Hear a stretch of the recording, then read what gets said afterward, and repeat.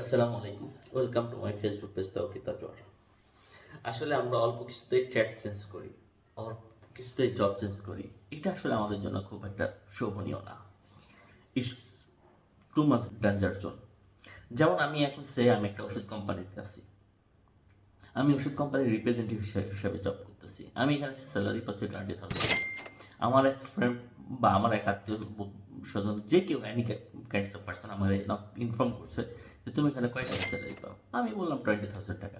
তো তুমি ওষুধ কোম্পানিতে সারাদিন কি মানে মার্কেটিংয়ে থাকি কী করবা? তুমি হচ্ছে গার্মেন্টস ট্রেডে আসো, গার্মেন্টস ট্রেডে এখানে আসো, তোমাকে 25,000 টাকা স্যালারি দেওয়া হবে। বাট 5,000 টাকার জন্য আমি জবটা সুইচ করছি।